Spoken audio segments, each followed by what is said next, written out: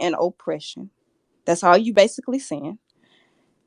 How can you think that you can flee from where you're from with poverty and oppression and come to another place and see people that are of a different culture but have a similar skin tone, and they experience and been fighting oppression and poverty, and think that, oh, that doesn't matter, that has nothing to do with me, I'm just here to get out of my Pacific poverty and oppression?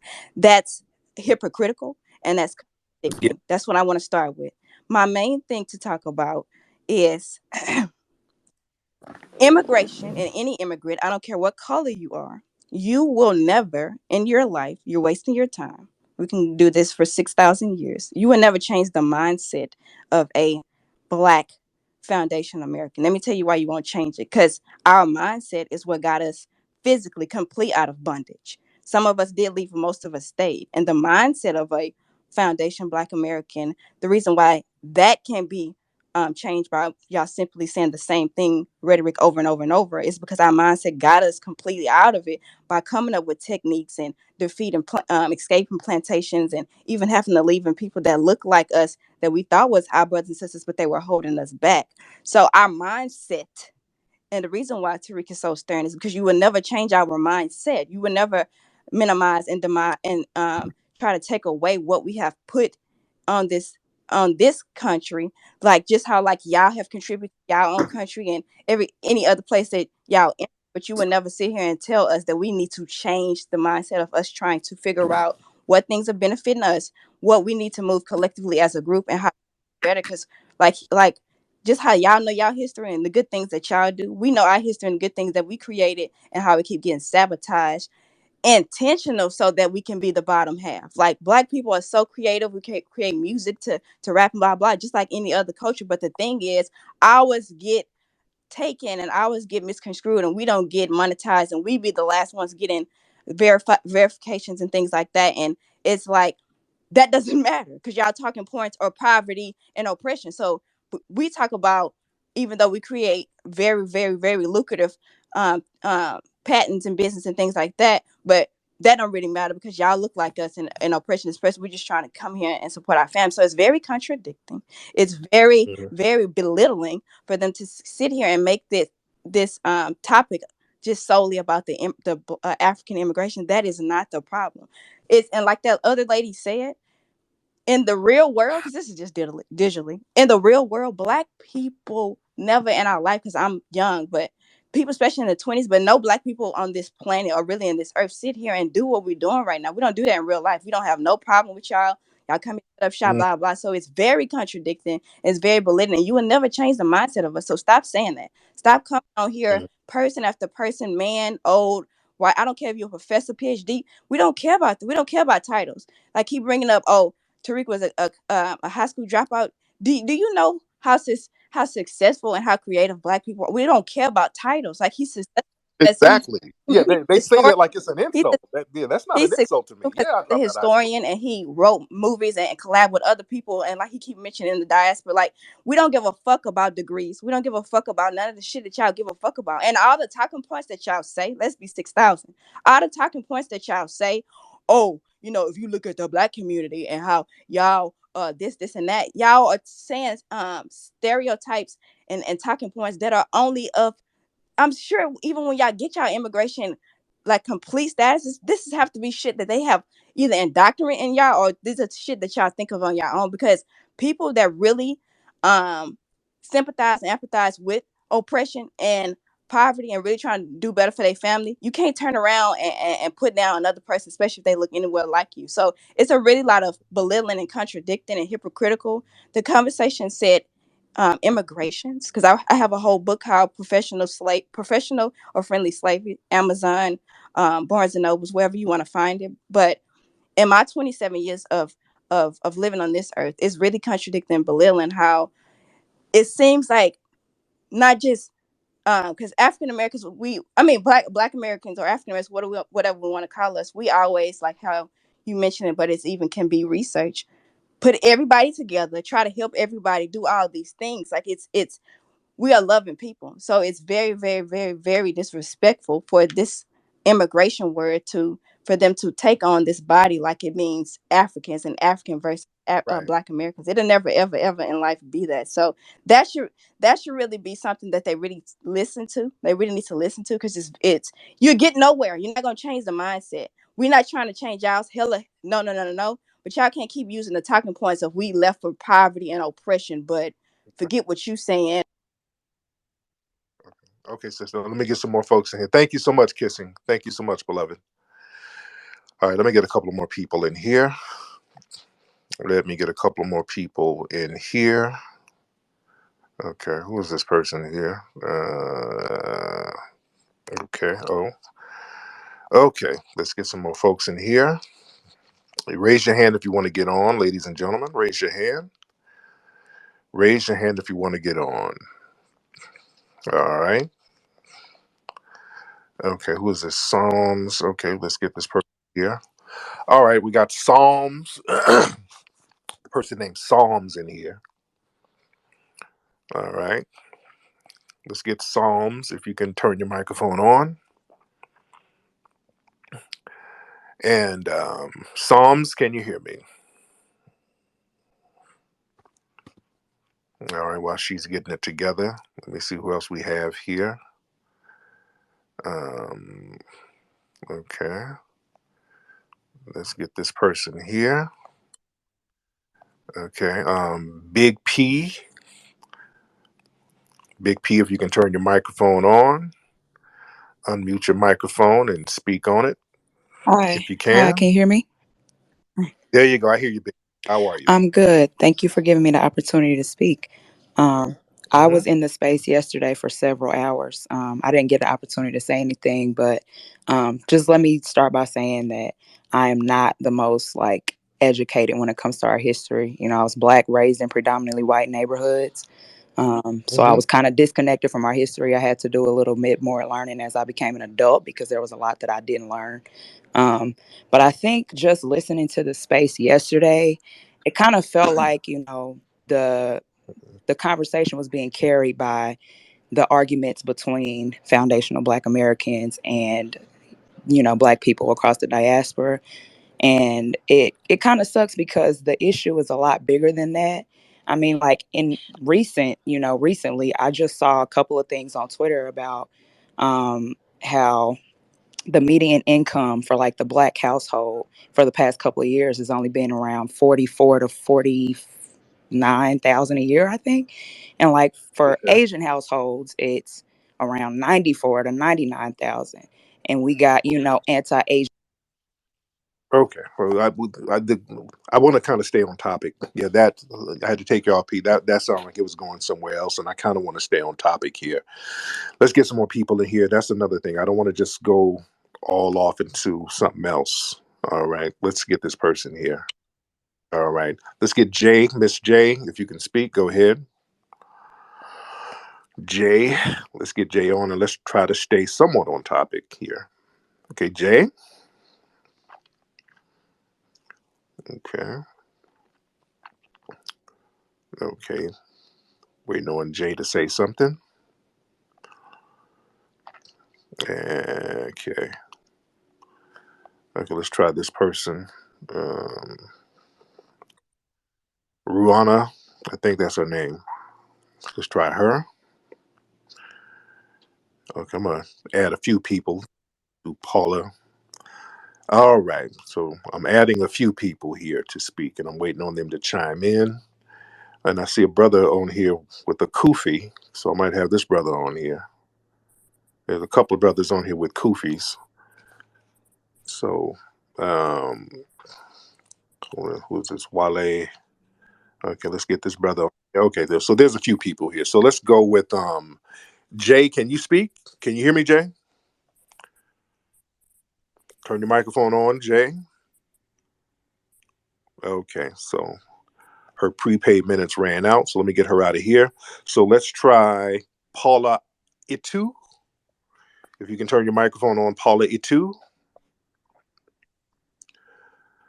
And Brother Wale, if you can turn your microphone on. Hi, Tarek. Good morning. Good morning, Wale. How are you, sir? Good. I've been following the conversation since, almost 2 a.m. today, and Hmm. my thing is about the reparation, right? Let's take for instance, in our widest imagination, the Congress passed a reparation bill, and Hmm. imagine this, okay, 2 trillion for foundational Black Americans to for like reparation settlement. How do you think that money will be managed? Who had those? I mean, I know there are a lot of I'm in Chicago, right? We have a very good African American man here, John Rogers, that own a real investment. I mean, he can be on board to manage that kind of fund. How do you think that kind of fund will be managed? It'll be managed in my bank account. Oh, so you think? That's a Oh, so what you're saying now is, let's say the reparation bill was passed, and Congress allocated trillions of dollars. You think yes. the money should just be deposited and distributed into bank accounts? Yes, it should be given bank accounts. I take direct deposit, checks, or Cash App. They can give me the money the same way they gave money to Afghanistan refugees who are not even citizens. They can give me the money the same way they gave it to Latino immigrants who are not really citizens. So They can give me the money the same way they gave to Japanese people during the 1980s when they were giving them money reparations for being in internment camps. They can give me the money the same way they give to the redskin Native American tribes. They give them checks, they give them tangible resources. yes, We I, want them. I, I am I am for tangible resources, and is highly is high time for Congress to do something about it. But do you think it's going to be a one-off check, or is going to be something recurring? Is that what you're saying? Oh, there's many different ways that we can allocate the money. So just the technicality of it, that's something we can take care of when we get there. Just getting the money allocated, that's the first step. The process, that's a piece of cake. We will take care of that when we get there. That's not that big of a deal at all. The biggest push is to get the movement going, which is what we're doing now, to make it happen and also to make sure that the money is going to the right people. It has to go only to foundational Black Americans. Okay, So, so with regards to that, right? I am from Nigeria, like I said earlier. My wife is an African American, mhm. and I mean, our family has been here for generations. Like, so now I have two kids, right? They are, of course, Nigerian American. Are my kids entitled to the check too? If their mother is a foundational Black American, yes, they are. Now, you can't get up there and sign your name on there to try to get you some paper. You're not qualified or eligible to get it. Your kids, yeah. But we don't want another finesse game popping. No, Okay. no, it's not about finessing, right? What I'm not qualified to get, I'm not gonna get it because I know there's gonna be like system put in place to check that, right? Right, right. So the thing is right, Tariq. I understand where you're coming from, and I understand that. Oh, you think like we fleeing and all this stuff, right? Is more complex than that, right? Really not, to be honest. It's really not. People try to make it more complex than what it is. You guys are dealing with white supremacy over in Nigeria and all over Africa. This is Okay, not about are Nigeria. you familiar with a Nigerian called MKO Abiola? No, I don't know who that is. Okay, so MKO Abiola was a Nigerian. He's dead now. May Allah subhanahu wa ta'ala grant him Al Jannah Firdaus. So MKO Abiola was a Nigerian billionaire, right? Hmm. He was the presidential candidate for the 1993 election, and he was the clear winner straight out, right? Yeah. But for whatever reason, the general that was the dictator then annulled the election, right? And one of the things that Abiola was fighting for during his lifetime was reparation for African American, Hmm. right? And this is Nigeria in 1993. I'm not talking about Nigeria right now. Nigeria in 1993, with our hegemon power in Africa, right? And we have this crude oil pumping out, and America is dealing with just ending the Cold War with Russia. They are dealing with Iran. They are dealing with Saudi Arabia and all this stuff, and they need Nigeria as a country, and they see that, oh my God, these dude just won this election, and boom, we have to do everything in our power to make him not succeed. And this is the guy that was fighting for reparation. And some people was telling Abiola, dude, sir, flee. Emeka Anyaku was told Abiola that, sir, why not let's negotiate this thing? You get out of this thing that you are adamant about and come to this space and, let's settle this thing. But Abiola insisted on staying. But at the end of the day, he was killed. Mhm. You understand? Yep. Lubumba of Congo, dude, they dissolved a human being in acid. Lubumba was dissolved in acid. His tooth is the only thing remaining now, and the present president of Congo is just like kicking the ball down the line about the return of his remain. So if you think that we are fleeing and you think that this thing is just as easy as you're saying it, my brother, it is not. Okay. All right. Thank you so You much. understand? I got, And another thing is this, right? okay, that's our brother Wale. Thank you, our brother Wale. Good. My brother made some good points there. Shout out to that brother. Very respectful points. And let's get a couple of more people on here because I'm going to get my day started. Let's get a couple of more people on here. Oops, whoop, whoop. Okay, hold on. All right, let's raise your hand if you want. Okay, Jay, you want to try it again? Now, Jay, you're going to have to get on, ma'am. I had before. You got to get on. You didn't turn your microphone on. Jay, turn your microphone on if you want to get on. Hi, Tarek. Hello, Jay. Yeah, How I'm are you? very good. So, basically, I'm a Nigerian in Scotland. Yeah, I could be call myself an immigrant in this case. So, I just have a few things to say before you cut Mhm. me off. So, Well, basically, if you want to rolling. understand the whole immigrant story, this space in general is not going to stop Africans from actually migrating into America. As much as you want that, it's not going to happen. So now, what Oh, can we hold do? on.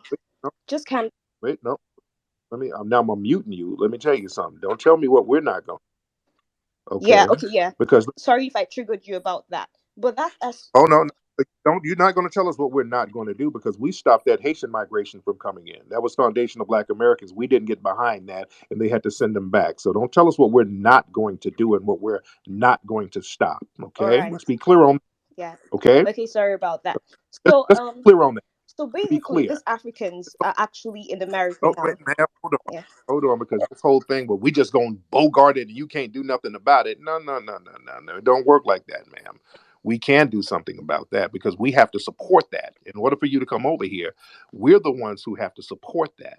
If foundational Black Americans don't support the politicians, which are the Democrats, and foundational Black Americans are the base for the Democrats, y'all ain't coming over.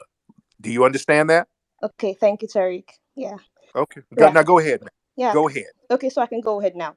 So now, um in as much as you Africans coming in could actually not be a benefit to you in your sense, but have you thought about coexisting in a way that it can actually be a benefit to you? In the sense that making an immigration process actually a benefit from to you, not from the African sense of view, but from your own sense of view. Now look at it in this manner. You want a quota system that actually is made for Black Americans, that supports Black Americans, and that quota system is not being used by other Africans from other countries.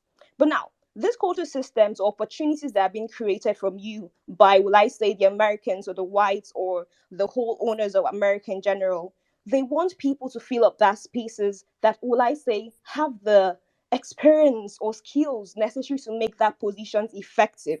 So now, if they're giving a quota system to the Black Americans and you are actually not effectively using that position, they want other skilled people to come in and take those places. That is where Africans are migrating and taking this opportunity. If you check No, migration, excuse me, no. please, could I just go a No, bit, because what you're just saying one is not minute, true. No, just one ma'am, minute, no, please, or 30 no. seconds. Now, Okay, I just muted you because that's not a true assessment. This whole assessment that, well, Black Americans are just not qualified. So that's why we come over and do this, that. So let's not run with that narrative. Let's not do that narrative. Okay. so I'm yeah. stopping false narratives. What are you doing that Black Americans are not qualified for, ma'am? That's a question. Okay, exactly. Let me just use a basic system. You talked about college earlier, early in the morning. Yeah, so you said Africans are coming in and taking the college spots and all. But Mm. looking at a normal committee that accepts admissions and all, their criteria is actually being used to select people. You have standardized tests being taken, you have experience level being taken, and all. If they're actually different people and Black Americans, Africans that actually meet this criteria, they'll be selected regardless of their origin. We are No, it doesn't. competing with I- people that are actually international students, are Now, competing with people that are based in the country and those from other places. So we're not migrating there out of opportunities that are just being created, but because we have a value, we have a skill to offer. no. So now Black Americans could actually work with Okay. that. Okay. Let me mute her again. Okay. That's another false narrative. If there's 10 slots for school admission, and then you flood the zone, you flood black neighborhoods with 100,000 immigrants from Asia, from Africa, from Latin America, and they're all trying to get into that HBCU. That's going to lower foundational Black Americans' chances of getting in just by the sheer numbers of people coming over. It has nothing to do with skill, not just the most qualified, this qualified, that, just the sheer numbers. You bring over a bunch of people, and let's say they all have the same qualifications. Foundational Black Americans' numbers and potential to get in is going to be lowered just by the mass migration of numbers. Okay, Okay, yeah, I let's be get clear you. on that. All right, all I right. get you. Go ahead. So now, yeah, the numbers are going to be lowered by other Africans coming in. Do you know and why and and, I and can totally Asians and relate? It's Asians because and I have, Latinos. And Asians and Latinos. Let's be very clear because we talk about HBCUs. Whites, yeah. Asians, and Latinos go to HBCUs as well. So we have to compete with all of these different groups for these limited slots. Okay, so you have to compete with all this group. Let me explain to you why I totally understand this quota system. Because in Nigeria, we actually have a quota system that tries to include the northern people to try to actually get some places in the western schools and all, and get good sports. Most of the time, when they get into the sports, it's very hard for them to cope with the learning skill and level because they're actually not fit for that role. So now the problem is that we should try to coexist together instead of actually trying to just block them out from coming in general, because it's not going to help you. So how can I coexist? By working also to better myself as a Black American, to make us more space. We have Hispanic. The Hispanic people take up more, like almost 57% of the American population, apart from the Black Americans, which is just like a minor 18%. Why are the Hispanic not going up about the foundational Hispanic people and the migrant Hispanic? They are coexisting to make their system work together. So that's Okay, what we should try to do. How can okay, Black Americans so and Africans actually coexist together? okay, so if the narrative is you want to do good for yourself, which is fine. Why do you guys get so triggered when foundational Black Americans say we want to make sure that foundational Black Americans are looked out for? Why do you guys get so triggered because of them? We're actually not being triggered in this sense. In the Yes, you sense, you're actually the have. one being triggered because we are most of the African people. I would like to say we're very free spirited. We actually don't have so much grudges or hurt in our heart. But in the sense, we always look at it like People we're have Black been, Americans are there to not welcome us in. hold on. Yes, people are triggered. People have been in these spaces crying for the last day or so because we're talking about getting something for foundational Black Americans. And all of these people from the diaspora are triggered. They're mad. They're trolling. They're having a hissy fit simply because we're talking about getting something for foundational Black Americans, which they're trying to do for themselves. So it's okay when they try to get something for their group. When we try to get something for us, all of a sudden we're divisive and xenophobic and all of this stuff. So why the contradiction? So in the sense, you think it's a contradiction because everybody might not have the same eloquence as you have in voicing out their pain, and so people go in maybe negative ways of trolling and all. That's the way of voicing their pain, but it doesn't still change what the whole fact is.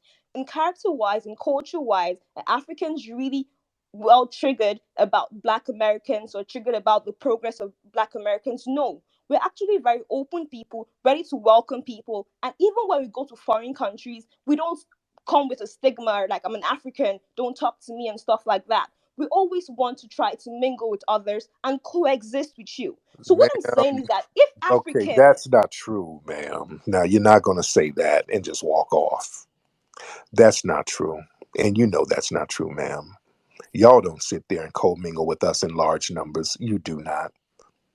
Now, this is the problem that we have when people come over here and start telling untruths that you know are not true.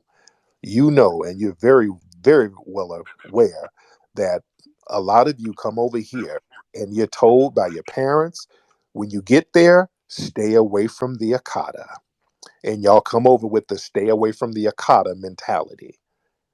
yeah, if you think we have the stay awake mentality, it's because we always feel okay, we might be unsafe among you guys because you don't like us. But if we see the welcome We don't hospitality like you. among you, we might actually want to There mingle we go. more. Do you think There, about that? Okay, think about this space why now. why wouldn't After we like hearing you? this space for 6 plus hours, I'll be actually Wait a worried minute. being Oh, among foundational Black Americans because if this is the way you guys think, then I'll be so worried thinking that, oh my god, if I'm among you guys, am I going to be in a safe environment?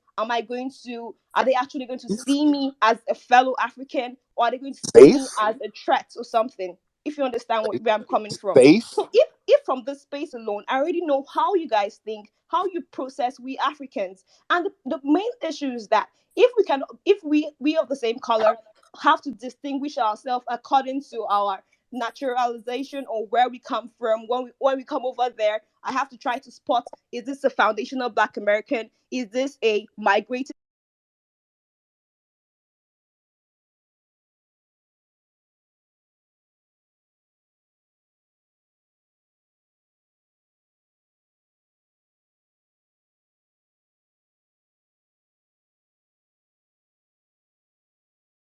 Conversations that's being had. What do you mean safe? What are we going to do to you?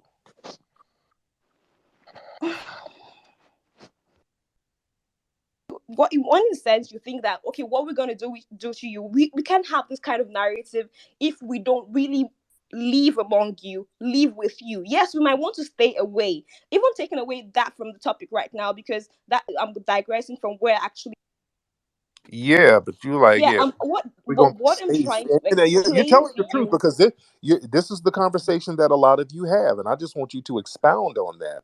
Like, are you going to be safe? We don't like you. What? Okay, yeah. So from this page right now, with a lot of comments that have come, even though they are trolling, yes, from Africans, I would admit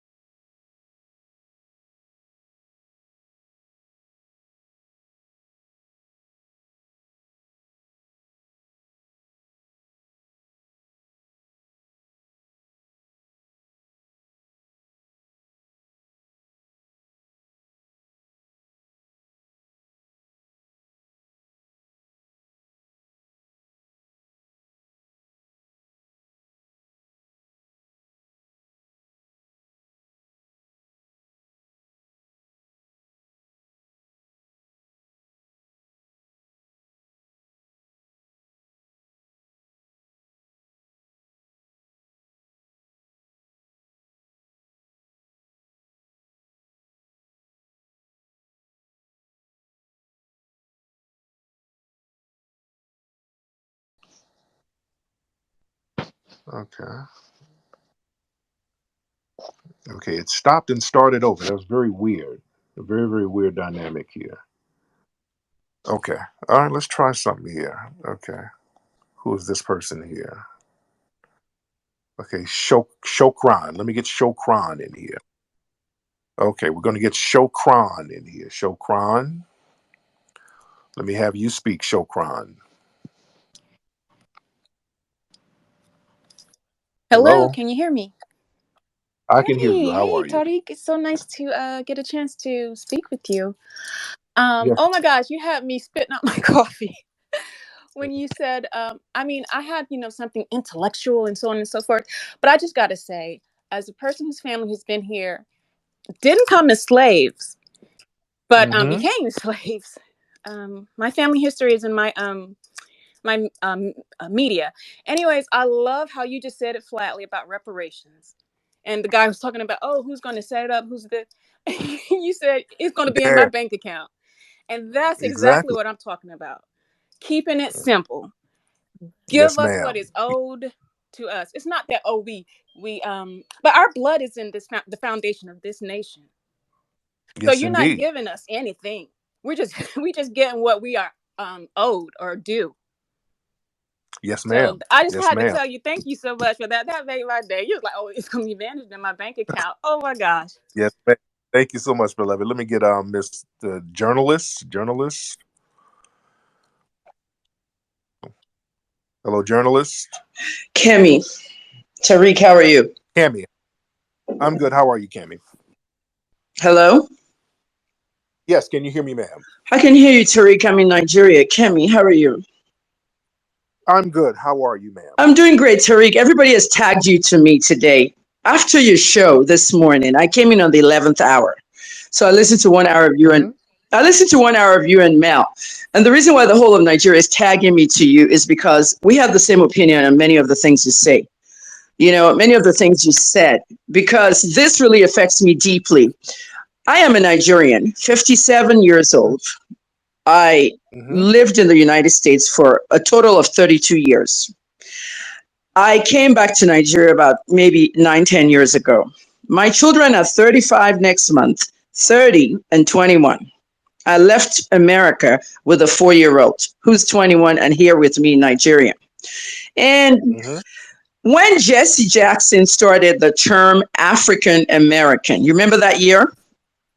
Yep. 84, right? That's it, 84. I was 20 years old, and I remember I had an issue. I had no kids then, but I had an issue with the term African Americans. The issue I had was, will every Black American like that term? Because, especially that particular year, 1984, Nigerians, I don't know about other Africans, but Nigerians and Black Americans had it going on. I mean, the word akata, derogatory, when you spoke out about it, they didn't like what you said. I generally am not liked in Nigeria. They call me a controversial journalist. Okay, you can Google it. They always have to put Yeah. that in front of me. The leading newspaper in Nigeria, the Punch newspaper, one of the editorial members was on my show because when you said continue the conversation, I actually did a 5 hour space, Tariq, and my 5 hour space probably 1,400, but it was all Nigerians, and I continued the conversation by doing a show about why are we immigrating, migrating all over the world. That was the topic. You'll see it on my page. It's a recorded space. It's a recorded space because I have iOS. But anyway, we talked about you in the beginning. Ultimately, we moved the topic to other areas. And it really boils down to the same thing. There was a pastor on there. There were different people from different backgrounds, all Nigerians around the world. Why are we going to America, guys? There's only one reason I went to America. I went to school there. After I schooled there, I decided to work. When I decided to work, a lawyer told me you can actually apply for a special visa because of what you're doing in the community. I fought drug abuse and I worked a lot in the streets of Baltimore. Okay, East Baltimore, Johns Hopkins Hospital. When I say Johns Hopkins here, people just laugh and look at me like a fool. I tell them that I was the director of pharmacy outpatient, the satellite outpatient in the hospital, that this is the most prominent hospital in the world. And Nigerians laugh because if I call something the most prominent hospital in the world, if you haven't heard of Johns Hopkins, then that's your problem. But it's one of the biggest and the best in the world. I worked there. And there was a lot of drug abuse and guns and everything in East Baltimore. So I stepped out of the pharmacy, got into the community where the blacks were because they needed help. The Black Americans needed help, but the Africans didn't seem to see that they need that help. They just said, okay, leave the Akatas alone with their problem. I can't sit and watch this. I can't sit and watch our children, many of our children. When I say our children, Tariq, I'm referring to Black children. Okay, and this is what got me deported from Canada. Tariq, you can pull up Wikipedia. There's a lot of lies in the Wikipedia, but just go down to deportation from Canada. I was deported from Canada in a political deportation in 2012 because Prime Minister Harper and the Senate were discussing and putting gun laws into action, gun laws designed to kill Black children. We had a massacre kind of gun violence in 2010 in Canada. I was a Toronto police volunteer. Half of the police department did not like me. The spokesman to the department, who's now retired, Constable Scott Mills, he spoke about me when they deported me. I was in the front of the paper, Kemi deported to Nigeria. Everybody knew Kemi. At the end of the day, what Scott was saying that some of the people in the department did not like the fact that we worked with her. This is the white cop talking now. You understand what I'm saying? Yeah. I left America, in 2006 because of my autistic son. My oldest is going to be 35. He's the one that's autistic. At that time, he was very unmanageable. So I had to leave him in custody of the state. I came back to Nigeria. Then I traveled back and forth. In 2007, I went to Canada for 5 years. And the first thing was an 11-year-old shot killed in front of my house. And what do? I didn't keep quiet. I'm a community activist. I got involved in the death of Ephraim Brown. All these things are online. You can Google them. So another thing, what's your business? The Nigerian community in Canada. What's your business? Let them kill each other. This Canadian Akata, I didn't like it. I'm a little different. Now, when you were talking this morning with Mel, I noticed something, Tariq. Now, you're in Los Angeles, right? Yes, ma'am. One of my children is in LA there. So you guys are 8 hours behind Nigeria. So when I came in, it was lunchtime here, and I came in the 11th out of the 12th hour. Some Nigerians, I don't want to mention their names. I'm not scared of them or anything, but some very, very serious nonentity young people who are known as Twitter influencers came on your show this morning. And one of them was actually cursing you out. And I was watching, he was trolling you, cursing you out. And I said, this guy has never even stepped out of Nigeria. The problem, what I found out with some of our young people who came on your show this morning was that many of them have not really traveled out of Nigeria. They've not really lived in America to understand what you guys were trying to say. Now, some of the activist kids, when I say activist kids, one particular very famous one here during the NSARS protest, she said, what the hell is foundational Black Americans? I said, wow, ignorance. You guys need to know why they are doing this show. This is why you guys had 27,000 people. Okay, there are people I'm looking at on this space now that were on my space. What did Donald Trump say when he got into office? He said, why are people coming from this shithole countries? Am I correct? That's what he said. Yeah. And some people are saying, why? He told the truth. Our country's a shithole. Everybody wants to go to US or Canada. And if you want to go to US or Canada, it's not your country. You got to understand what's going on. And then this whole thing about, I was in a fight where I got the whatever from the fight. They actually threw a bottle in my head. Two people were fighting. And this was in America. This was in America in 2004. Two people were fighting, a Black American woman and a Nigerian woman. She said, at least I didn't come, you're the slaves around here. And the girl said, oh, really? He said, yeah, I came in a plane. I didn't come off a slave ship. That's what she said to the Black American lady. And she said, really? So the Black American lady hit her, and I was just trying to separate them. That's when the bottle hit me. I thought it was super derogatory for a Nigerian to say to a Black American that you came on a plane, and the other lady came on a slave ship. It hurts. It hurts. When the subject of reparations came up, when I was still in America. A lot of people had their own comments on it. I actually supported reparations. Hmm. Why, why are we not? Let me just give you this little background, okay? Tariq, in Nigeria, history was wiped out of schools. Did you hear what I said? Yeah. History was wiped out of schools in Nigeria. And because of that, most Nigerian kids don't really know the history of their own country, let alone the history of the world. Right. So the whole slavery thing, um, it became like a really big nuisance, you know? So Hold on. I Hold on, listened brother. to an Hold average on. Hold on. Hold on. One second. I got to put her. I'm gonna put you on hold for a second, sis. I got to get this guy in. Haroon, get in because I saw you on another live earlier. Haroon, put your microphone on, beloved sister. Yeah, thank you for the conversation, sister. But let me get this guy in. I wanted to get this Haroon guy in. Hello, Haroon, brother. Could you hear me? I can hear you. I saw you on the live in one of the spaces earlier. Boy, you were talking real greasy about foundational Black Americans, bro. Which live are you talking about? It was one of them. You were talking about how we promote thug culture and thug rap, and No, uh, that's yeah, definitely not me. you did. Yes, you did. Are you the Somalian dude, right? I'm Somali, not Somalian. Somali. Yes, sir. Yeah. Were you not in there talking about rap music and No, how no. hard? I promise And you that wasn't me. If it you was, I sure? would say it. Okay. That's not Okay. me. But Okay. Go ahead. there's a lot of things that's been said, and I want to take a different approach because everyone's asking questions and you're responding. But can you explain to me? And I think this is just for the broader audience as well. Who gets to be classified as a foundational Black American, and within the Black communities, Black people obviously from slavery descent in America, do they agree that they're all FBA or not?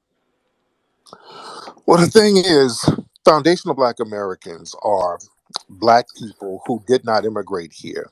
They're the people who built this country. Hmm. That makes them a foundational Black American who were enslaved, who built this country from the bottom up. They didn't immigrate. That's what makes a foundational Black American a foundational Black American. Whether they acknowledge it or not, you're still a foundational Black American. Now, for example, over there where you from, you guys have little terms like Jareer and all of these strange terms for us. And in West Africa, they use words like Akata. We didn't agree on that, but they use these terms against us because they differentiate us from them. So we have our own terms to differentiate ourselves in a positive way and a more historically accurate way. So does that make sense? Yeah, for sure. And Right. and I think so basically the approach I'm taking is asking all the questions that the people are trying to argue about with you. Okay. You know what I'm saying? So, Right. so, so at least we can get some understanding, because at the end of the day, the one thing that I want to point out is I disagree with a lot of your points. Such But as, such as, is it okay if I finish real quick? I'll get to it. go ahead. But brother, I disagree with a lot of your points. But one thing I agree with you is the fact that as a Somali, I have an identity, I have a culture, I have a tribe. As you said, back home, we have our own words, we have our own language, we have our own people. As do we. We do too. And that's exactly the one thing that I'm saying, that I agree with you. The American people, who are direct descendants of slaves, have formed an identity for themselves, an Right. identity that they keep close, that they want to gatekeep, as they should. Mm-hmm. And, Mm-hmm. and I totally agree with you on that, bro. Yes, indeed. The fact that you guys want to create this own identity, but the thing We already that have it. See, we already have the identity. We're just acknowledging the identity. We've already okay, had. You understand? Our history yeah, is our history. Our culture is our culture. for We're just sure. acknowledging it now in greater numbers. So I think a lot of people kind of have a problem with that because for a long time, people have benefited from foundational Black Americans just being on some, hey, we all brothers and sisters in the same struggle, kumbaya, we're all in this together. We've had that mentality for a long time. Hmm. And unfortunately, so many other groups have played on that and used that against us. And then they turn around and have vitriol towards us after we've had this kumbaya mentality. So now we've gotten to a point where you just can't leave yourself open like that so that people can keep coming in and feeding off you. You can't feed off something indefinitely Understandable. without that thing being replenished. So we have to replenish ourselves at some point. And that's what we're trying to do now as Uh, Foundation Black Americans. Understandable, Mr. Tariq. But the thing that I disagree firmly on is the fact that, in essence, when you speak about foundational Black Americans, you say indigenous people who mixed in with the African slaves, Yes. correct? Yes. And is there any historical records that predate to that? Is there a separation between the indigenous natives who actually co-worked with their white supremacist owners who used to work with white people on plantations against Black people? Because Mm, there was some Native Americans who were against African America. absolutely. Absolutely. So at what line do you draw your ancestry saying we are indigenous natives who mixed in with Black people when majority of Native Americans, historically speaking, despised the African slaves and they thought they were Okay. lesser than them? Now let's go into history. Now you need to learn history.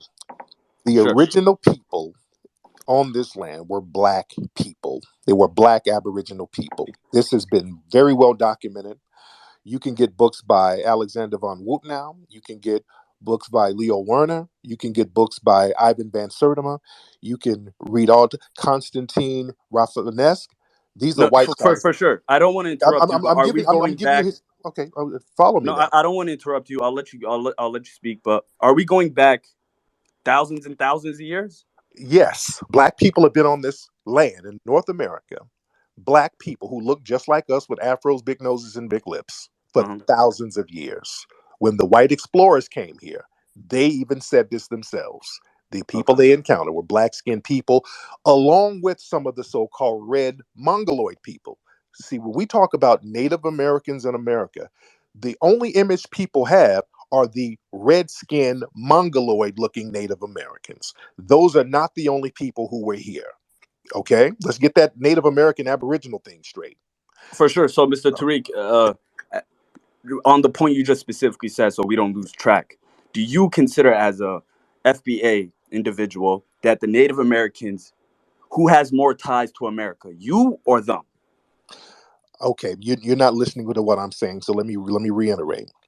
You have Mongolian-looking Native Americans and Black Aboriginal people who are Aboriginal to this land. Okay, some of the red Mongolian Native Americans, many of them have been dissipated. Yes, some of them were co-opted with the white supremacists. Some of them work for the Confederacy, the Creeks, a lot of those Cherokees. I know the history of that.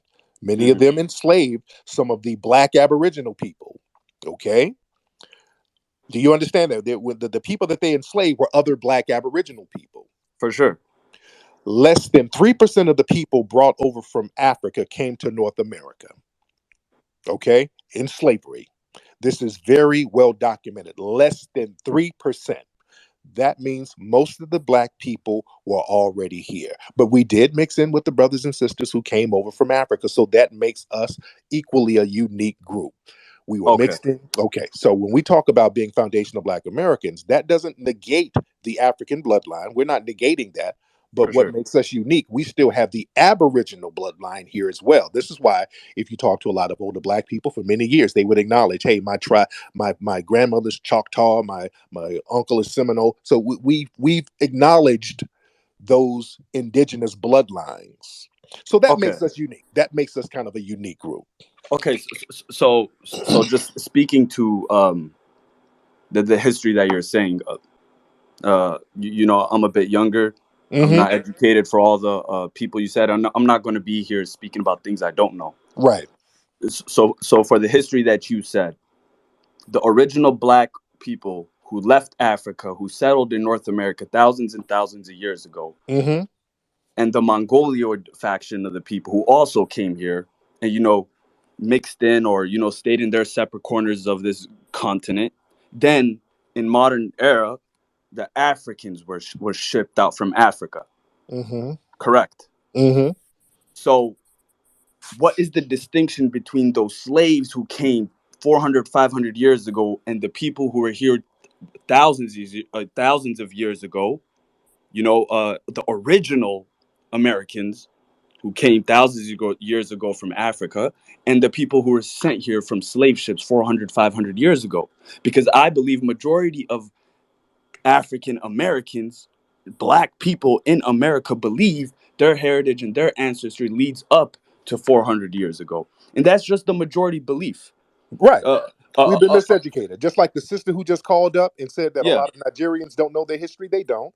A lot of people don't really know their history because we've been globally colonized. So this is why we dig into the history and we acknowledge what the history is. See, this is why we fight for real education so that we can know the truth. for The, sure. For sure. the Native Americans that we see now are not even real Native Americans at all. These are white people pretending to be Native Americans. You don't even have the tribes out here now. These are Europeans who paid money back in the early 1900s to get Are listed you on the speaking Indian. about the current Native Americans on reservations in Yeah, America? yeah. Many of They them, are not Native Americans. many of them are not. Okay, About our brother Claude Anderson said about 70-80% of them, these are white people who paid money to get on the census to be listed as Native Americans so that they can get all the allocated resources. That's why if you go to some of these Indian tribe for websites, sure. look at the tribal leaders, they look like Justin Timberlake. These are white people, clearly white people. And No, Native Americans weren't white. I actually live in Minneapolis, and in South Minneapolis, for those who know, there is a Native American reservation. Yeah. And just from, once again, I'm not going to speak on things I know. I'm going to only speak about my perception and what I understand. So from what I've seen, I see Native people that look just like their ancestors in history books 300, 400 years ago. I see all these things factually. And, I'm a big fan of history. I'm a big fan of nations and empires and Mm-hmm. how people have started. I'm from Somalia, East Africa, Mm-hmm. where they say is the birthplace of all of humanity. You know what Mm-hmm. I'm saying? So, the biggest difficulty, Mr. Tariq, that I find in your argument is the fact that neither one side question, brother, and you don't have to answer it if Go ahead and get it out. you don't want to. But are you Muslim? No, I'm not Muslim. I don't really have a religion. Have you ever been Muslim? I studied it, and just like I studied Christianity, but I've never been Yeah, a fully practicing. I didn't pray 5 times a day and none of for that stuff. sure. No, And then where does your name Tariq Nasheed come from? Is that grandfather, father? that's North African name. That's a North African name. I named myself. I changed my name in the '90s because Okay. of Black Moor who conquered Spain, General Tariq. Yep. Who conquered Spain? Uh, Yeah, the Moors, the Black Moors. Are you familiar? 100%. Who Okay, allied with yeah, the remnants of the Umayyad Empire and right, conquered Spain. right, Yes, he was a Moor. yeah. So so from that specific, you see, I see that you see some inspiration and some, you know, heritage in North Africa where you name yourself after your African descendants. Hmm. So one of the things that I guess a lot of people are trying to say that they can't articulate in a way without coming off hostile or you arguing back and silencing them is the fact that they're saying you acknowledge the fact that you come from Africa, Sir, and they're saying we sir, come from Africa, but we just came to America. You know what everybody. I'm saying? In that sense, everybody comes from Africa, sir. We come from Africa the same way everybody comes from Of Africa. course, but just scientifically, even scientifically speaking, sir, when you go back hundreds and thousands of years, you know what I'm saying? We could all say we came from Homo sapiens. You feel me? Right. At the end of the day, So but the way you're saying it, everybody came from Africa. We no, haven't been, man. My family hasn't been in Africa for at least 500 years, brother. what So I'm trying to say is any record and any recollection that we have of African descent people in North America, as a matter of fact, as I just said, I'm not going to speak on things I do not know and I have not researched. And you said we were here hundreds and thousands of years ago. before any white settler, before any other person came. Mm-hmm. But from what I have learned and what's public knowledge and what's widely accepted in the communities of the world is the fact that African Americans were shipped here on slave boats and sold by other Africans. Lesser tribes were selling. Higher tribes were selling lesser tribes. Okay, now let's pause that. That has been the narrative that we've been told, and that narrative really got promoted heavily in the mid 1800s to erase Okay. our connection to this land. That was a deliberate myth that was pushed out there to erase our connection.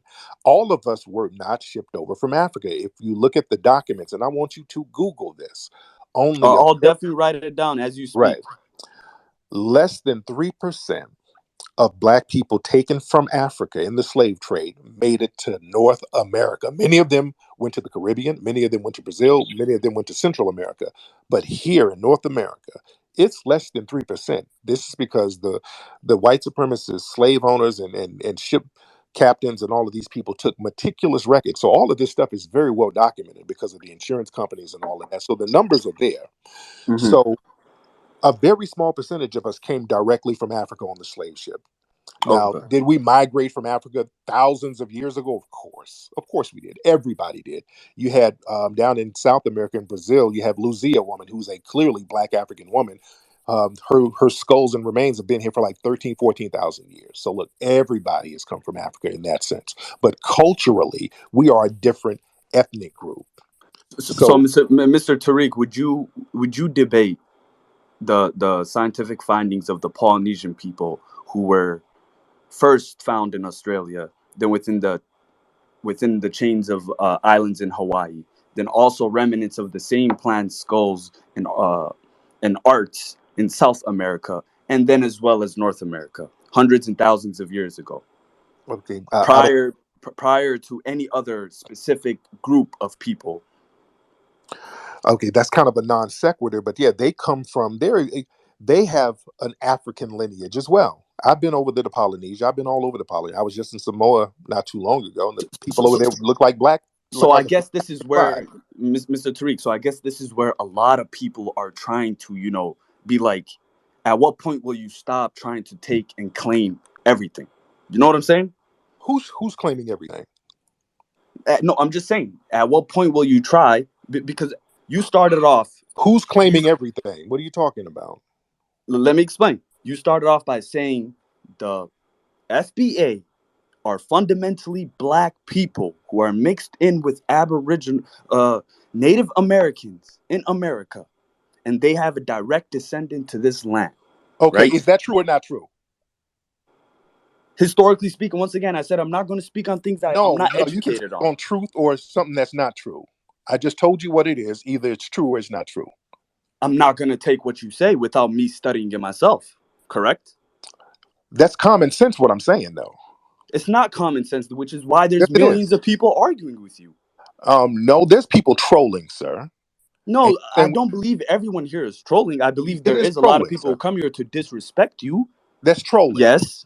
We're talking facts now. So you coming in here saying that you don't want to speak on something you don't know about, then you just made a completely asinine claim talking about we claiming everything. So you do not know what you're talking about. Well, once That's what you're again, you're the person perpetrating this information, so you have to defend your base with facts, saying. No, I did, and you're with saying that, scholarly facts, with and I DNA proof, did. with You're with saying, things that go against all of human evolution and you're and saying, and and what I proved millions of that, scientists have talked about. and you have not disproved that, sir. And once again, I'm not in the place to disprove it because you're the Then person who's sit trying to down and listen. portray the information. Then sit down and listen, Correct? and then sit down and listen. Don't make Well, asinine once again, statements. you're gonna silence me for trying to challenge you. I'm not silent. And Mr. Sir, Tariq, that's not a sir, good way to get what sir, you are trying to speak sir, out because you sir. have some truth in essence. Okay, so now, sir, are you about to start trolling?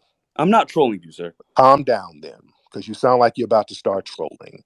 And Okay. let's be clear, you were the guy, because I Yeah. know your voice. You were the guy who would talk. You was talking very greasy about foundational Black Americans in that other room, and you lied about it. So I want you to make good faith arguments. At least be a man to own up to what you said.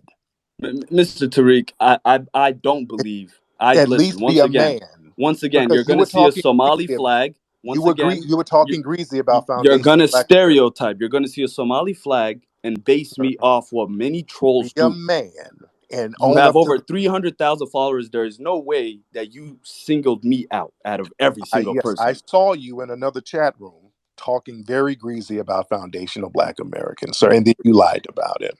Okay, do not step away from the points I've At been least making be a right man. now. Yep, sir, you're Sir, trolling it. do not step away from the points that I've been making towards your By the argument. way, you're in Minnesota. How come you're not at home fixing your homeland, sir? Brother, because, once again, one of the sisters here, I believe she was from Nigeria, said it very well. And Mr. Tariq, you Because agreed you were with no, her. no, no. Because now No, you're not you fixing agreed the with her, subject. Mr. Tariq. You You said, were sitting up here talking about, she said, sir. You were talking yes. about foundational Black Americans are lazy. You were talking real greasy, dude. Oh, okay. There we go. Yes, you were. You were talking real. You cannot defend what you're saying against me, so you're going to go ahead and consider me a troll. I've When I've already been defended. respectful here, and there's hundreds and thousands of You, people watching right now, what and about I've what about not not? said one thing What have I not said? disrespectful. I've answered all of your questions, and now you're starting to troll, sir. I'm not trolling. I'm Yes, you not. are. You're Why were stepping you? away from when I said bring scientific evidence to the table, sir. I've given books, authors to look up, and now I you're can still come here and deflecting. say Somalis are the true people of the world since we are in East Africa. Make a claim against that, Mr. Tariq. You come Well, from East Africa, right? You are originally Somali then. sir, you're trolling at this point. I'm trolling. I'm using your logic against you, No, and you're it not, sir. breaks you every single time you do such. You feel me? You're And trolling. everyone here sees it. Sir. They see through your lies. This is a failed mentality that you're trying to bring over here. Mr. Tariq. You Mr. failed at Tariq. home, Okay, and one now you're last thing, bringing. Mr. Tariq. Sir, I you thank you for failed. your You time. failed, I sir. will You're leave, Mr. trolling. Tariq. Listen, Mr. Tariq, You're I'll leave. trolling, and you couldn't be a man to say Mr. what you're Tariq, saying. I'll say one last thing. Your How whole come you're not? career started How come you're not because you talking? wrote a book How about come giving you're not? advice Stop to it! Stop women, it! how to Stop it! pick up Stop it! women. Stop Let's not it! forget, that's how your whole career started. Sir, don't be a punk and then start copping, please. He was in another room talking about how foundational Black Americans are lazy, how we sell drugs and we're thugs, and then he couldn't. Excuse me, he couldn't own up to it. This is this is that cowardice mentality that we're talking about. This is these time wasting trolls that we're talking about. He couldn't own up to his bullshit. And when we start talking about why he failed at home, then he really turned the trolling up. Because that's what this is really about. This is a lot of passive aggressive jealousy for foundational Black Americans. Because a lot of these cats feel a certain way because they had to flee. That's what it boils down to. And all the trolling and deflecting and jiving around is just another way to deflect from them looking at what's going on with the culture where they're from. Let me get Red J in here real quickly. Where? Jay, hold on. Jay, if you could turn your microphone on, Red J. Red J, you can turn your microphone on. That would be great, sir. All right, let's get some more folks in here. All right. Okay, who is this person here? Okay. Let's hear what this person has. Hello? Okay, hold on one second. It's Jay, Red J. Red Joker? What's up, Red? Hey, how's it going? I'm good. What's going on, fam? Honestly, I don't really know why I was listed as a speaker, but it's just good to hear from you. I appreciate everything that you do. All right, thank you so much, bro. Let me get some more folks. I get some All more right. folks. Thank you. Okay, let me get A Tired. Let me get A Tired in here. Turn your microphone on, A Tired. Hey, Terry. Good evening. What's going on, family? Hey, bro. I'm good. How you doing, bro? I'm good. What's happening? Yeah, I'm fine. I've been following this space since this morning, and yeah, I wouldn't lie, man. You've been capping a lot, bro. No offense, bro. You've been capping a lot. I mean, so many things you've been saying that are not true. Maybe Name one. you said Name what? one. Name one thing I said that wasn't true. I mean, okay, the fact that you said Nigerians are out there in your country taking your jobs. That's one thing I feel like that's not true. It's not really true. Honestly, Okay. Okay. Y'all not gonna come in here with the same talking points that I'm not gonna debunk the same talking points over and over again. I didn't say that. So let me get some other people in. So we're not gonna waste time there. All right. Let's see who else. Let's see who else is in here. If you say I'm saying something that's not true and then you lie, the conversation is over. You've already lost. All right, Cat. Let's get Cat in here. Man, all right. Got a lot of folks in here. Cat, turn your microphone on, ma'am. All right. All right. And let's get, it's another person, King something. All right, Cat, are you here? And then we have King somebody. Okay. Okay, King, Cat, one of you speak. Cat? The name's Evie. Evie, how are you, Evie? Fine, thank you. Hi, Tariq. I'm good. What's on your mind, ma'am? Okay, so I just wanted to speak real quick as regards the entire situation. And yes, I've been on it for a sec. Um, yes, I'm Nigerian, living in Nigeria. I don't necessarily care to immigrate. But what I just wanted to say was that I do believe America was built on the premise that, people can always come there and find solace, right? So I'm not going to put down the work of your ancestors or the struggle really, because we see it. We know how crazy that was. So the intent is never to put it down or belittle Americans, right? And I hear you Mm-hmm. about the Akata talk. I do get how that can be hurtful, but if you know Not Nigerians hurtful. Let me be or clear. Let me be clear. Let me be clear. Let me be clear. It's not hurtful. It's not an okay, emotional thing. okay, It's just a disrespect. It's disrespectful. not Sorry, okay, I hurtful. used the wrong word. It's just Apologies. disrespectful. Yeah, Yeah, yeah, because yeah, it's not an emotion. Because if somebody who's not really doing all that great is making a derogatory term, it's like, well, damn, dude, really? So it's not yeah. hurtful. It's like you gonna disrespect. That's how we really look at it. But Okay. go ahead. Okay, so I take that. I'll take disrespect. So I'm not going Yeah. to excuse Nigerians because I do know that that's we have a lot of fun with lots of things. And so we do give a lot of people names, but we don't mean it from like a bad place. But what I was just going to say Oh. was that I'm not taking any of the struggles or putting them down. But if America is founded on the premise that people can always come there and find solace, that's what your father's father fought for. Why then are we deciding to gatekeep and then take this opportunity that these founding fathers and your ancestors intentionally made this way so that everybody has an opportunity, everybody gets to express, everybody gets to live freely, and if just given the right opportunities, you know what I mean? So who makes us authorities to gatekeep, like, because it can borderline become very dangerous if we keep championing this notion that immigrants do not deserve to be in America or they should go back and build their homes.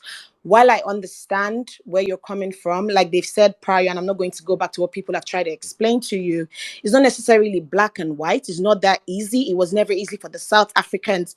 The struggle was real. It's not easy for the Asians. It's not easy for people coming from Mexico. Neither is it easy for the guys coming from Nigeria as well. Like they've also explained prior, there's so many reasons why people come to the other side, right? So my question to you would be, what makes us the authority to gatekeep? Like, who says that foundational Black Americans, as some sort of reparation to these immigrants, have the right to gatekeep and petition the CDC and say, stop allowing them come? Because I also see how passionate Black Americans are about people's struggles. I remember when border control was flogging Haitians at the border. I saw how angry Black Americans were, and I believe that you people are very passionate about people, and that's why we ride with Black Americans when there's an issue on ground. I know that Africa stands because we see you people as our people, and we don't like when people put our people down. But I do fear that what this conversation or talk or angle can do is not only cause a divide, there's a high chance that we're giving the white man an upper hand, right? So we're complaining about these white supremacists, but if they see that there is a crack in our community, if they see that there's a crack among us, they're only going to take that and continue to use that against us, because it's like, listen, look at these niggas, they don't know what they're doing. And the last thing we want, and I like that we've continued to build a united force to the point where even the white people know now that they need to listen to the black people. Your voices are getting heard, so you're doing the right things. I don't want us to separate each other. Like, if we're saying people should go back to their homes, and they're saying to you, Tariq, listen, family, I'm going to be very honest with you. These are the reasons why I left. Like, I'm from Somali, I came here. I'm from here, I came here. These are the reasons why I'm in your country, in this free land that your people built on their blood, sweat, and tears, so we could have this opportunity. Why then do you then feel the need to gatekeep and say that everybody needs to go back? Because, like someone rightfully said, when HR sees applications, they literally just take. Okay, let me speak on that because I've been wanting to answer the sister's question. And in respect to you, sister, I just had to go ahead and take you out the speaker because you keep asking the same question over and over, and I would like to answer it, ma'am. So this is why, with love, let me answer many of your points that you had while you're listening, because you were just kind of sometimes people, and they might not know that they're doing it. They just don't know when to just pause and dialogue. They just want to get a bunch of stuff off their chest. So first, let me address the part where she said, well, America was all about people coming over. It was based on people coming over and getting things and as a place of solace. No, that's not what America was created for. Let's be very clear about the history. America was created as we know it. The United States was created as a place that would subjugate black people and where white people would thrive. That was the original intent of America. The original intent was not, no, everybody can come over with solace and they can come over as a safety net. No, that was not the original intent of America. America was built on black people being perpetually subjugated while white people are eating good. That's what this country was based on. When black people started fighting back and pushing back, getting the resources that were owed to us, that's when immigration was used as a weapon against us, starting really heavily in the 1880s. They started flooding the United States with European immigrant groups to undermine the newly freed foundational black Americans. Let's be very real.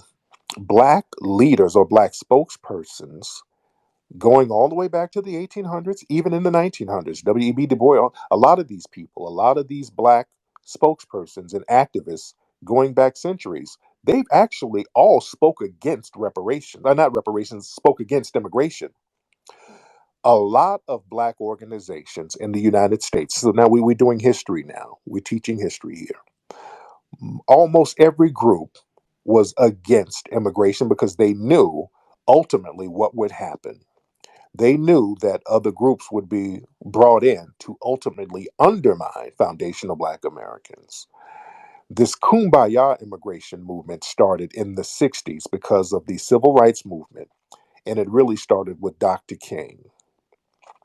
Dr. King was one of the main proponents of we got to bring everybody over under the same banner, this big coalition of black folks. We all got to do this. People think Garvey to a certain degree, but Garvey wasn't really pushing immigration like that over here. They were talking about going to Africa, doing things there.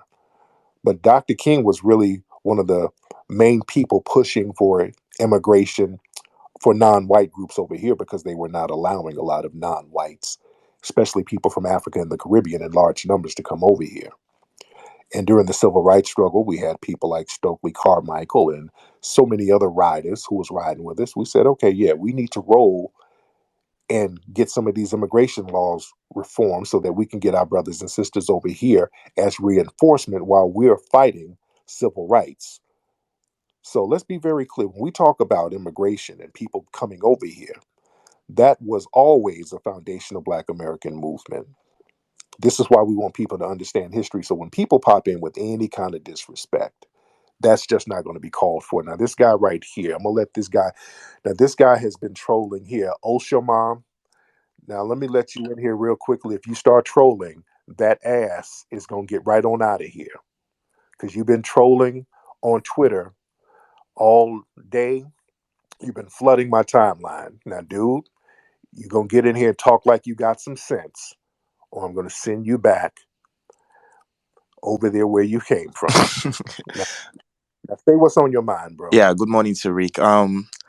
First of all, I apologize if you feel some kind of way about our previous conversation. Is not, the intention is not to disrespect you. All right, but don't do all that goofy No, trolling. we're Now not gonna do talk that like right now because all right. Now the let's speak on some real yeah, talk. Now what's on? because the voices are calm, and I'm beginning to actually see a broader perspective of what you're talking about. Like, if I understand you correctly, please correct me. There is a clear line between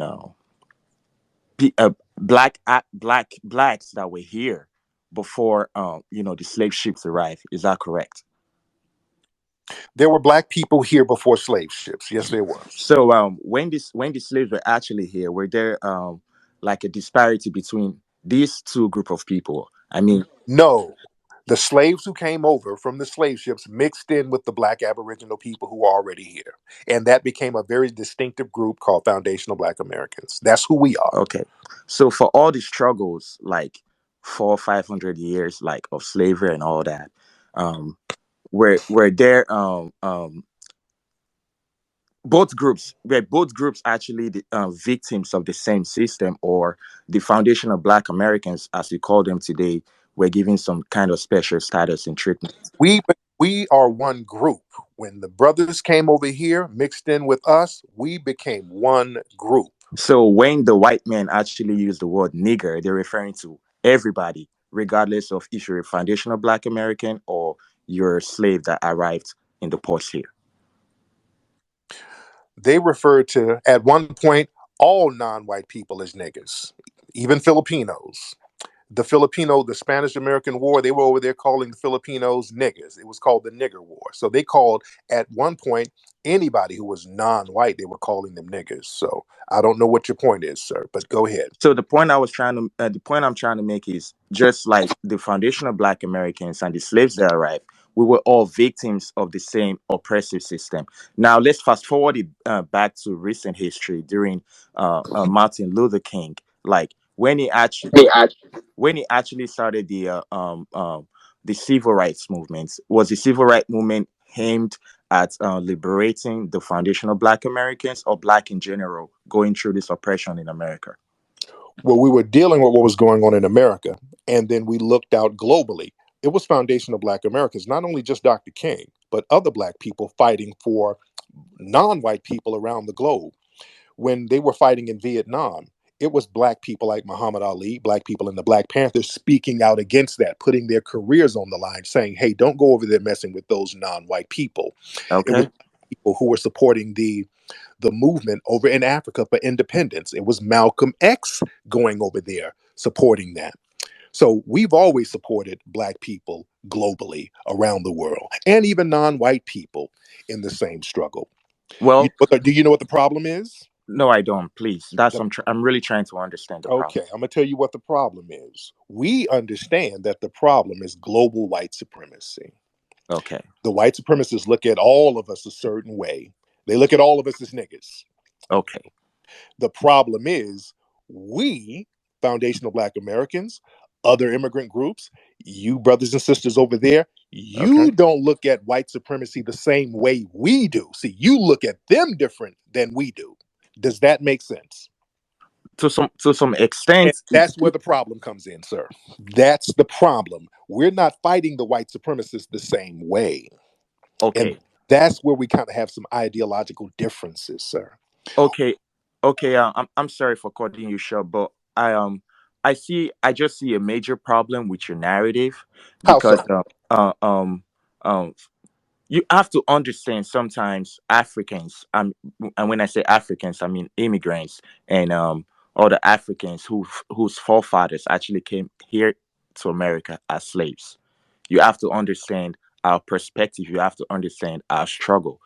I've only been in America full time for the past 3 years, but it's really not a decent thing for me to say personally, but the only few times, about 2 or 3 times, I have been discriminated against was by African Americans. And now I'm not gonna wait. Let me finish, sir. I'm not gonna hate all What did what African did Americans. what okay? What did Black Americans do to discriminate against you with? You use the word you've Booty repeatedly used the scratcher. word you've exactly you've repeatedly used the word akada, like it's disrespectful. And And it, I remember a couple months ago I hold on, was wait, hold on. Let's back it up. Back it up. So wait, what are you okay. saying? Are you saying that you got discriminated against because some foundational Black Americans called you a booty scratcher? No, I mean, I actually just found out the disparity between foundational Black Okay, Americans okay. Let's come on. and other African Americans How were today, you thanks to discriminated against? How were you just who did how did you get discriminated against? about based on the conversation you were having, like, oh, I've seen it on like right now, like y'all don't fuck with us when you come here. You rather chill with the white folks and all that shit. And yeah, an African American actually looked me straight in the eye and told me, maybe you should go back to your country. Okay, so somebody said some shit you didn't like. Exactly. So, but what I'm trying to say is like, Okay. I'm not gonna hate every black or African American. Okay. Thank you, sir. Okay. Thank you, sir. I'm not gonna sit there and listen to that. Okay. Lord. You gonna sit up here talking about you got discriminated against by foundational Black Americans because somebody said something you didn't like. That's not discrimination. That's just somebody saying something that you didn't like. And that's the only time you got discriminated against is some Black person said something you didn't like. This is what I'm talking about.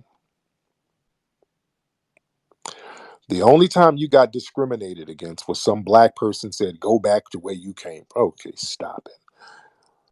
You didn't dis- no discrimination at home where the small group of white supremacists and Asians are hoarding the resources. Nah, no, no, no, not that. It's the Black Americans. See, that's the problem. They have a lot of low key vitriol towards foundational Black Americans, man. They have a lot of vitriol. They'll one Black person, they have some kind of weird interaction, then all of a sudden we all are Akatas. They do everything they can to undermine us because of some weird interaction they claim they've had. Somebody called them a booty scratcher in the third grade, and all of a sudden, and spent all their lives working against us, holding on to somebody calling you a booty scratcher when you were 2. Come on. We got to get real about this. There's a lot of vitriol, hatred, and jealousy coming from the diaspora. Not everybody, but there's the same people who was undermining the folks over there. Because let's be real, you had a lot of people cutting each other's throats over there, and they come over here with that same mentality, looking for any justification to do the same to undermine us. Just like that dude, Somali dude who called up earlier, lying. He wasn't even man enough to admit that he was talking greasy about foundational Black Americans in another chat room. When he got confronted, he turned into a coward and lied about it. You see that lying, scamming, cutthroat mentality playing into stereotypes. See, be a man. See, that's the difference. Foundational Black Americans, we usually stand on ours. We don't flee what we say. We don't flee nowhere. If we did something, we stand on it. We say something, we stand on it. But that running, fleeing, coward, that's the problem we have. That same cowardice type of fleeing, sneaky, sneak dissing, and then running and hiding and all that.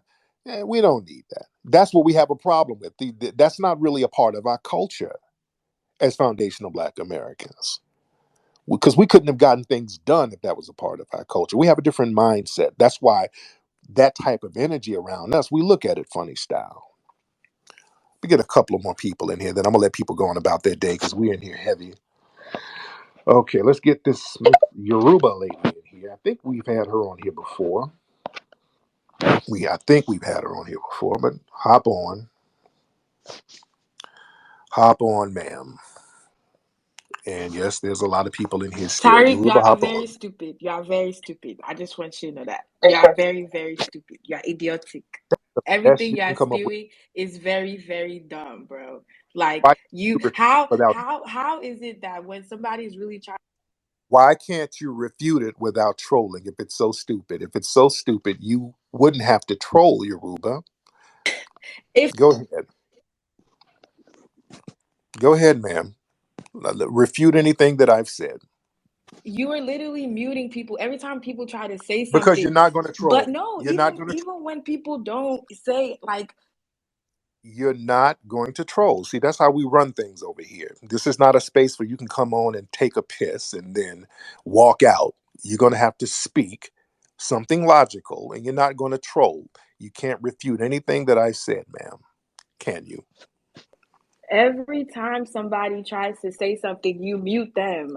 How is it You're gonna not. be a conversation when you You're just not going to mute troll people every single time? because you're How you're not you're not going to troll. Now, are you going to respect the conversation, or are you going to keep trolling? If you're going to troll, get your ass out of here, ma'am. Now let's try it again. Say what you have to say without trolling.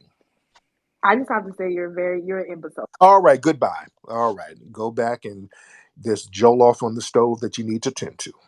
All right. All right, let's get some other people in here. Let's get some other people in here. All right. Let's get some other folks in here. Let me get one. I can't be here all day. I got stuff to do. Um, yeah, when people want to get into the trolling side of the game, that's we're not gonna roll there. Okay, let's get my man Mr. O. Let's get Mr. O in here. Mr. O, come on in here, brother. Turn your microphone. I see you raising your hand, Mr. O. Turn your mic up. Turn your microphone on, Mr. O. Mr. O, you've been raising your hand left and right, brother. I got you on here. Hi, can you hear me? I can hear you, brother. How are you, Mr. O? I'm good, thank you. How are you? I'm good. What's on your mind? Yes, yeah, I'm Mr. O from South Africa. Yep. Yeah, so just want to speak on two things.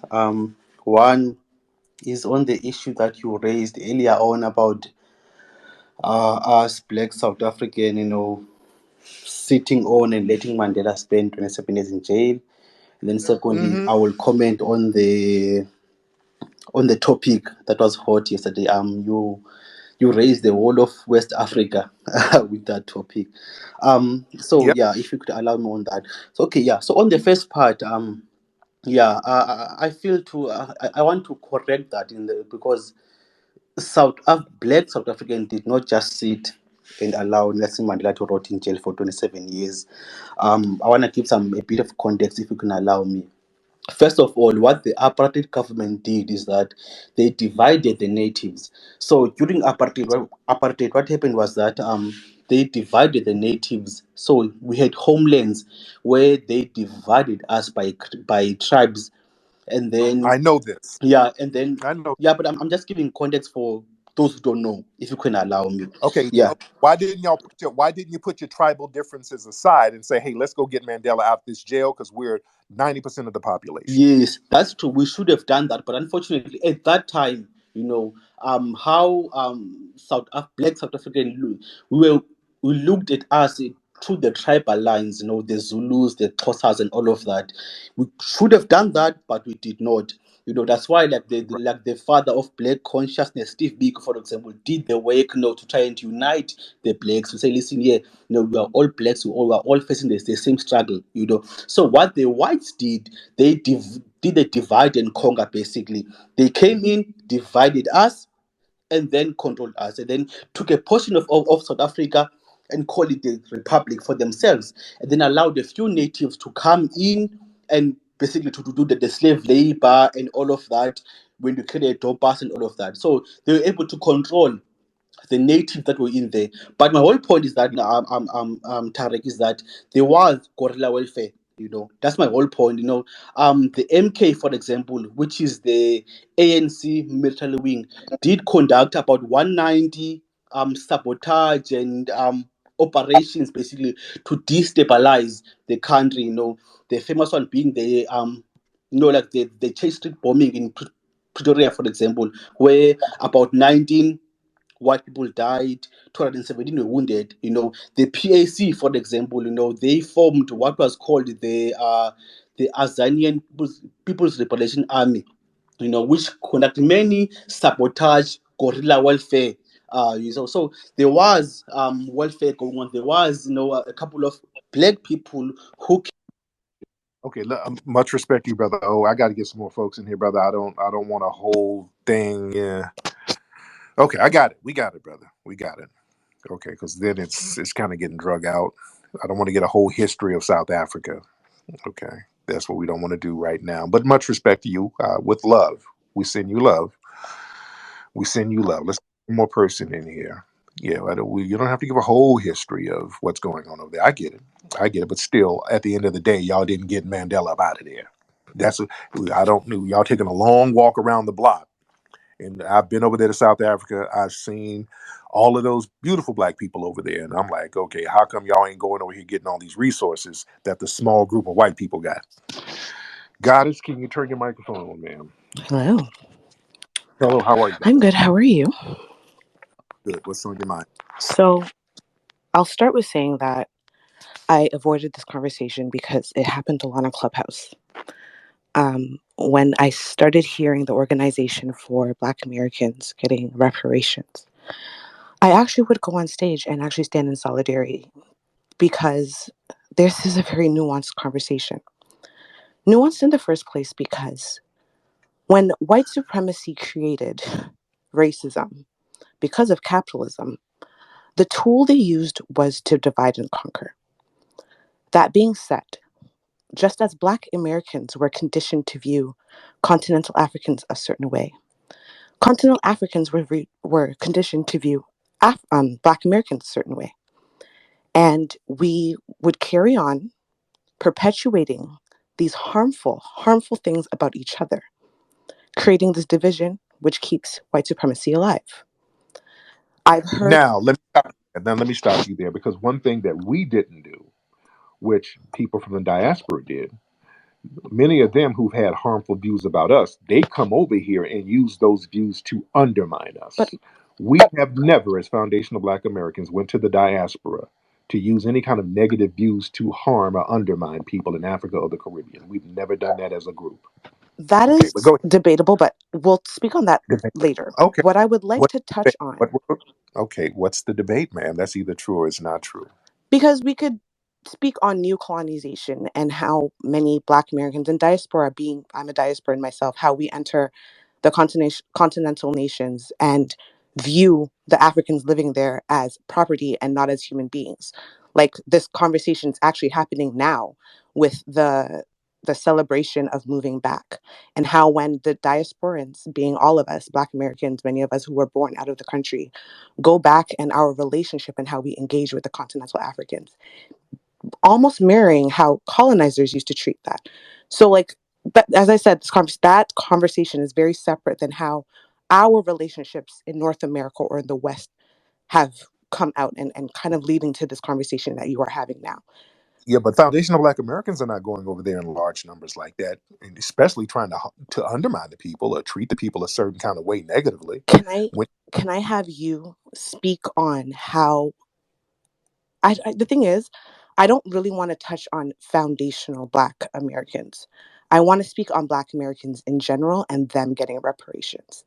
I what's no, understand, no, because there's only one group of Black Americans who's supposed to get reparations, and that's foundational Black Americans. So and you have that to could speak on be that could be debated because how. all Black Americans, if they were brought to the West through slavery or your theory, still played a part in building what we have now as a superpower of the United States. So whether Slavery. they were That's what we're brought through talking a about, boat, no, hold right? on, whether they were brought to the nation through a boat or whether they were indigenous, quote unquote, they still played a part through slavery and being capitalized and exploited, right? Their human bodies being exploited in creating the US that it is today. So, That's what a foundational Black American is, ma'am. The people who were brought over from the boats and the indigenous people. So that's what a foundational Black American is. Go ahead. Go ahead. okay. So then if that is what you're calling them today, then we'll call them that for the purpose of this conversation. Right. I believe they deserve reparations. Right. Okay. We're on the same page as far as We're that's most definitely on the same page. okay. What I don't like and what I will critique is going forward how the conversation then turns to xenophobia or then turns to. You mean from the diaspora? Because if we're going to talk about xenophobia, y'all not going to sit here and point the finger at foundational Black Americans with the xenophobic finger when most of the xenophobia comes from your end. How can we be xenophobic to tell you where are immigrants telling Black Americans to go? What's xenophobia? What's your definition of xenophobia? The fear of immigrants in your nation, right? No, no. We're not xenophobic then because we don't fear you. The conversation we've been having for the past days, and I've heard that it's been quoted from you, is pushing immigrants to go back to their nations to build that instead of America. That ain't Or fear. when you perpetuate that immigrants are coming to America and taking your job. That's is that something you've said? I'd never said that. That's kind of a talking point that many of you keep regurgitating. Okay. I talked about basic resources being dwindled because people are flooding the zone over here. Y'all reduce that to y'all just mad because Africans are coming to take your jobs. And that's a horrible thing to say. And that's another thing I wanted to touch on as well.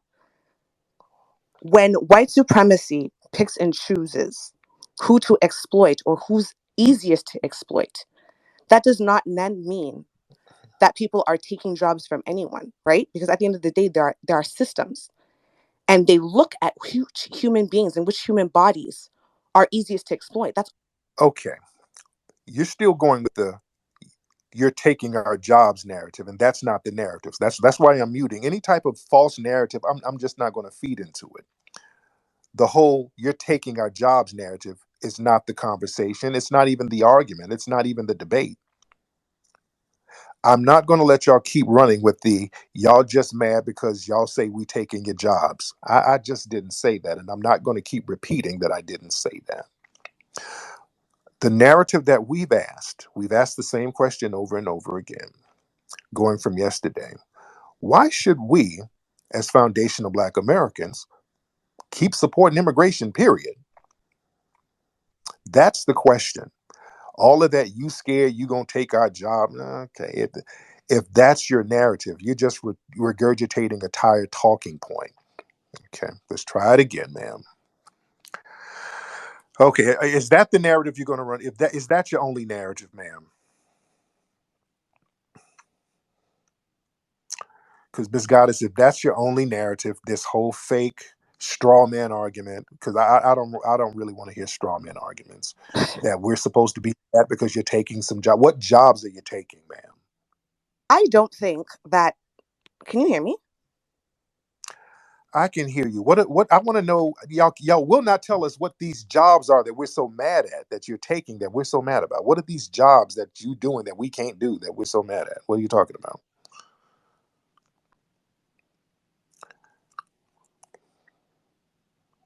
Ma'am, can you turn your microphone on? I don't have you muted. Can you hear me? I can hear you, ma'am. Yes, ma'am. Perfect, because I wasn't speaking before. I don't think you could hear me before. Mm-hmm. Mm-hmm. Go ahead. That point doesn't matter. If you're saying you didn't say that, then that doesn't need to be discussed.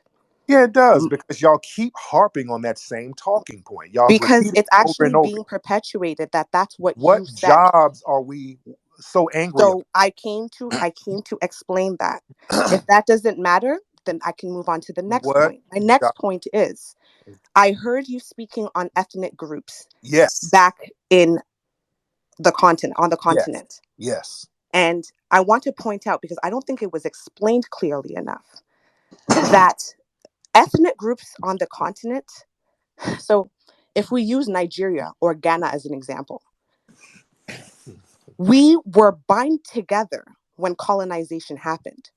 So I'm going to use myself as an example. I'm Ewe. In Ghana, most of the country, there are 300 or plus ethnic groups Yes. that were bound together to create the nation of Ghana. We didn't come together as people and say, hey, we're going to live in this country. It was forced upon us. Mm-hmm. And so the result of that, and I'll explain further, because it goes back to the division that you're perpetuating. They understood that if a country of people didn't speak one language, did not have the same culture or traditions, that would now bring forth conflict. Okay, you said, and see another thing, y'all slip in this stuff and then try to run away from it. You said a culture of division that I'm perpetuating, and then you tried to talk away from it. See, I'm catching all of that stuff, and we're going to deal with all these little slick comments you throw out here. You cannot say that I perpetuate division, and you just sat here and admitted all of the hundreds of different tribes in your homeland, and all you doing now is splaining why there's so many tribes. We understand. I know why there's so many different tribal groups. The question is, why are you still letting those tribal differences stop you from getting together with each other now against the white supremacists there now? Answer that question, please, ma'am. I would love to. So, the intention, right? The major intention of doing that, and I was explaining that, is that when you bring forth together a bunch of different ethnic groups that don't have any commonality except for the fact that they're Black, right? We all have our different traditions, spiritualities, on and on and on. That brings forth conflict. Then, when you leave the country and tell them that they're independent and leave power and resources to certain ethnic groups, that breeds more conflict. And that is the result we are seeing on the continent today.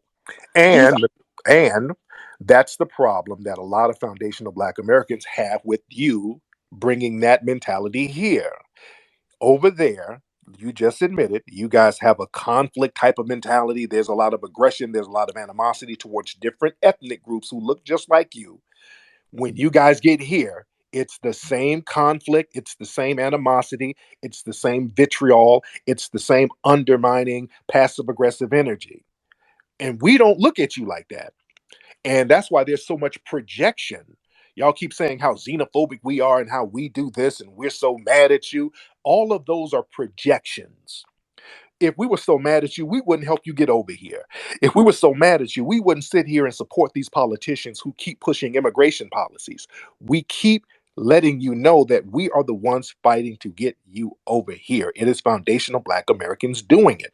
We're the ones helping you get here all across the board. So you cannot turn around and say how we hate you so much and we so mad because you taking the jobs. We helped you get here. Do you understand that? Can I talk? Because number one, me explaining the results of white supremacy does not mean that is our nature. That is very harmful to perpetuate. If white supremacy harms a group of people and they're now surviving in a system that they were never meant to survive in, that does not mean that is our nature. And no one brings that nature that you're calling into your nation. We are again trying to survive in a foreign land. And if the people that look like us have conditioned thoughts about how we are as people, that is going to brew another form of conflict. And that is How the did issue. you get here if we have so much vitriol and we view you a certain way? Why do you think we helped you get here the first place? In the first, how do you think you got here? Let's get this thing Actually, straight. that's a good Let's get question. this How straight. did what How, what how do you think what you got role over did here? you, Tariq Nasheed, play in my parents coming here? What did you play? What, Me, because you my, keep my saying tax we. dollars, my tax dollars. That's not your tax dollar. I pay Yes, it tax is. dollars too. That's My like me okay, saying okay. a homeless person or poor My people tax dollars, or ma'am. our tax dollars do a They lot of anchored you here. things. They anchored They you our here. tax dollars help with education. Our tax My no no, dollars help with ma'am. You came from with a place where your tax dollars didn't work for you. That's why you came here. I was born and raised here. So You were my anchored here, tax dollars, my so tax so dollars you're that I've been welcome. giving since I was born help with You, education. you ma'am, you were anchored here. You were anchored here, and you were able to be anchored here because of the 14th Amendment that my foundational Black American family fought for. See, this is the disrespect we talk about. This whole thing where we didn't have anything to do with you getting here. We've had everything to do with you getting here. You're talking about, well, what did I do personally? Well, hell, personally, my tax dollars, the resources that can be used that I'm paying taxes for that can be used on foundational Black Americans is going to all of these immigrant groups. So I personally, if we want to make it personal, but I'm talking about the group thing because this is not just about me personally. We're talking about as a group, and I do not respect any type of this vitriol that y'all have for foundational Black American culture when it was us helping you get here. You did not get here on your damn own. Let's stop all that bootstrap bullshit. It was foundational Black Americans pulling the strings, making things happen, pushing this government, pushing policies to help you get here. Do you acknowledge Eve, that? even if that is the fact. Ain't no even if, ma'am. It either No, no, happened no, or because it I didn't want happen. to explain something. No, Because ma'am. Hold that's no. You will not disrespect foundational Black Americans. You are not going to disrespect foundational Black Americans who sat here sacrificing and fighting without anything reciprocal coming back to them to help get you and your family here. And you're talking about, well, even if it happened, it wasn't no if. See, y'all won't even give a basic acknowledgement that it was foundational Black Americans making the thing happen. This is how much contempt you have for foundational Black Americans. White people didn't want y'all here like that. They weren't trying to get all of these immigrant groups, especially from Africa and the Caribbean, over here. It was us doing that. It was us fighting to make that happen. It was us sacrificing to make that happen for decades in this country. Even now, we keep electing these officials who push for these policies to help you. All of these so called minority set asides that we fight for today, we share it and everybody else gets a part of it. All of the HBCUs that were designed for foundational Black Americans, we open the doors and say, hey, everybody come on in, we all brothers. And then you hop on here talking about, well, if that did happen, well, kind of if it did, well, that type of disrespect will not be allowed. Now, ma'am, can I point out uh, that you speak on straw man fallacies, but that's exactly what you're doing right now. no, I'm it's not not. I'm addressing exactly what can the I topic explain to you how is. what you're doing is a fallacy? If you could just let me speak, I'll explain it to you. I've addressed what the problem was, and I've been on topic. I have not created a straw man. I'm speaking on communities as Black communities. No, you If start I'm talking if about me personally. You said, well, what have you personally done? We're talking about a collective group. We're talking about the I'm collective. speaking on African immigrants or immigrants in general, the Black entire diaspora, the communities that we are placed in and who we engage with. The people you're even speaking on, foundational Black Americans, the in communities that we have to engage in, do you think those people, even themselves, know the roles that they played in me coming to America? They do. We Most all of them know. do not, because we know that We all black know. we know Black education and Black history is not accessible. So that's not true. You know for a very fact that the communities that immigrants are engaging with do not have the access to education to even wrap their heads around the roles they play for me coming here. And so that's what you're that's why I'm pulling out the fact that is a fallacy. We're not speaking on history. We're not speaking on any of that. We're speaking on who we engage with and what our communities look like going forward when we have to navigate a system of white supremacy in the same nation you supposedly took a part in creating. I want to also Supposedly, point out that I supposedly, have one question before I leave the stage, and you. supposedly. What do you mean supposedly? See, all of this if and supposedly, either we did or we didn't, ma'am. See, ma'am, what it is, this sounds like a lot of vitriol. You understand, ma'am. A lot of y'all have this kind of bug in your ass about having to flee your homeland and be anchored here. Y'all have a bug in your ass about that. And y'all try to lash out against us by making these little slick comments as if we are not the ones. How do you really have a bug in your ass about having to flee your homeland and not fixing it up and not getting it popping and having to come over here among foundational Black Americans who put in all the work to make these opportunities available to you? A lot of you just don't want to sit there and admit that, and you know it's true.